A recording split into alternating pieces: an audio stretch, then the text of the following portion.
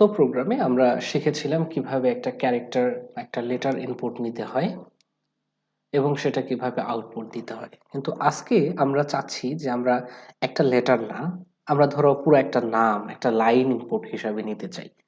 তো সেই ক্ষেত্রে আমাদের কি করণীয়? আমরা স্ক্যানএপ দিয়েও কিন্তু একটা করে লেটার বা একটা করে নাম্বার ইনপুট নিতে পারতাম।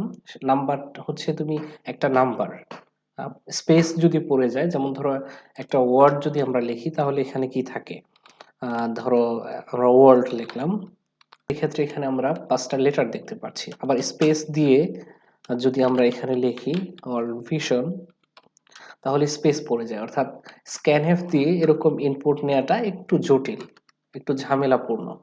সেই ক্ষেত্রে আমরা যদি একটা পূর্ণ নাম ইনপুট নিতে চাই তাহলে আমাদের কি করতে হবে? প্রথম যে বিষয়টা সেটা হচ্ছে আমি এই নামটা যে ইনপুট নিব সেটার মধ্যে কতগুলো অক্ষর থাকতে পারে সেটার একটা লিমিট আমাকে বলে দিতে হবে। অর্থাৎ আমি একটা লাইন ইনপুট নিব, সেই লাইনে 20টা অক্ষর থাকতে পারে, 30টা অর্থাৎ 20টা লেটার থাকতে পারে বা 30টা লেটার থাকতে পারে। তাহলে কম্পিউটার বুঝে নেবে যে আমি 20টা লেটার ইনপুট নিতে চাচ্ছি। এটা করার জন্য আমাকে ক্যারেক্টারের যে ভেরিয়েবলটা ডিক্লেয়ার করব তার সাথে থার্ড ব্র্যাকেট যেটা আমরা বলে থাকি তার ভেতর আমাকে বলে দিতে হবে যে আমি 20টা লেটার ইনপুট নিব। Okay fine. আমরা যদি আগে দেখি যে এইভাবেই যদি আমরা পূর্ণ একটা নাম ইনপুট নিতে চাই তাহলে কি হয়। আমরা এটাকে রান করলাম, আগের মতোই আমরা একটা ক্যারেক্টার না নিয়ে আমরা একটা পূর্ণ নাম দিলাম, ধরো অনিক নিলাম। আমরা যদি এখন এটাকে ইন্টার দিই তো শুধুমাত্র এটাকে ইনপুট নিয়েছে, এরপরে যা আছে তা কিন্তু ইনপুট নেয়নি। এভাবে তো শুধুমাত্র একটা লেটার সে কাউন্ট করে, এর বেশি সে কাউন্ট করে না। তো এটা করার জন্য আমাদের এখানে বলে দিতে হবে যে আমি সর্বোচ্চ কম আমি নিলে সমস্যা নাই। আমি ধরো 50 বলে দিলাম যে আমি সর্বোচ্চ 50টা লেটার নিতে চাই, বাট আমি নিলাম 10টা লেটার, তাহলে সমস্যা নাই। বাট আমি বললাম 10টা কিন্তু ইনপুট হিসেবে নিব 50টা, সেটা সম্ভব না। বুঝতেই পারছো এটা লজিক্যাল, যে কম্পিউটারকে আগেই তার মেমোরিতে জায়গা তাকে ক্রিয়েট করার জন্য সুযোগ দেয়া। তাহলে আমরা ইনপুট এ লেটার না দিয়ে আমরা লিখি enter your name, enter your name। আর আমরা আউটপুট হিসাবে নাম প্রকাশ করব, তার আগে আমরা হচ্ছে একটা ওয়েলকাম মেসেজ দিয়ে দিই, ওয়েলকাম। তারপরে হচ্ছে তোমার নামটা এখানে দেখাবে, খুব সুন্দর। কিন্তু এখানে বিষয়টা হচ্ছে আমরা গেট চার এবং পুট চার দিয়েই এটা করতে পারবো না। এই গেট চারের পরিবর্তে আমাদের এখানে লিখতে হবে গেটস, এবং পুট চারের পরিবর্তে আমাদের ব্যবহার করতে হবে পুটস। খুবই সিম্পল, গেট চার এবং পুট চার দিয়ে আমরা একটা ক্যারেক্টার ইনপুট এবং একটা ক্যারেক্টার আউটপুট দিতে পারি।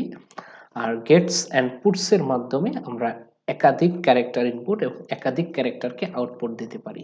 আর এই যে একাধিক ক্যারেক্টার বা একাধিক ভেরিয়েবলকে একসাথে নিয়ে কাজ করাকে বলা হয় অ্যারে। তো অ্যারে নিয়ে আমরা সামনে আরো বিস্তর আলোচনা করব, আজকে শুধু অ্যারের সাথে তোমাদেরকে পরিচয় করে দিলাম। তো অ্যারের মিনিং হচ্ছে লিস্ট অফ ভেরিয়েবল। তাহলে এখানে অনেকগুলো ভেরিয়েবল একত্রে থাকবে, এর জন্য এটাকে বলা হয় লিস্ট অফ ভেরিয়েবল।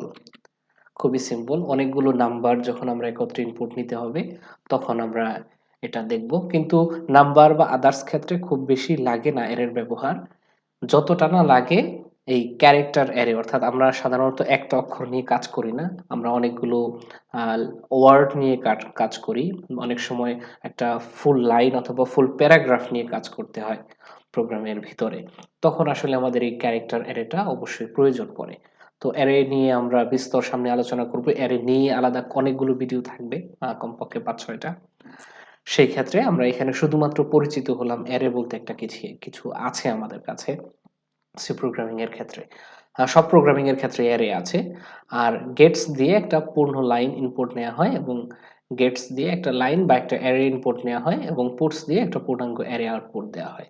তো আমরা যদি প্রোগ্রামটাকে এখন বিল্ট ইন রান করি, আচ্ছা এখানে যেটা প্রবলেম করছে সেটা হচ্ছে আমরা গেটসটাকে এইভাবে ডিক্লেয়ার করতে পারবো না, এই পুটস এর মতো করে ভিতরে দিয়ে দিতে হবে, এখানে আর ইকুয়াল থাকবে না, হুবহু পুটস এর মতো গেটস এর ভিতরে সিএসটাকে পাস করে দিব এবং পুটস এর মধ্যেও সিএসটাকে পাস করে দিব। খুবই সুন্দর। আমরা যদি এবার দেখি কোনো ধরনের কোনো প্রবলেম নাই, আমরা এটাকে এখন রান করি। আমরা যদি পূর্ণাঙ্গ নামটা এখানে ইনপুট হিসেবে দিই, ধরো আমার নামটা দিলাম, তাহলে আমরা দেখতে পাচ্ছি এখানে অনেকগুলো ক্যারেক্টার, আবার স্পেস আছে, 3টা ওয়ার্ড আছে এবং অনেকগুলো লেটার আছে। তো আমরা দেখতে পাচ্ছি যে ওয়েলকাম নুরুল ইসলাম অনিক। তাহলে বুঝতেই পারছো যে আমরা কিভাবে পূর্ণাঙ্গ লাইন ইনপুট হিসাবে নিতে পারবো। আশা করি আজকের টিউটোরিয়ালটা তোমাদের ভালো লাগার কথা। আর সামনে থেকে আমরা নতুন কোনো কিছুতে মুভ করব, ক্যারেক্টার, নাম্বার, এরপরে দেখা যাক আমরা নতুন করে কি শিখতে পারি। সে পর্যন্ত ভালো থাকো সবাই। আল্লাহ হাফেজ।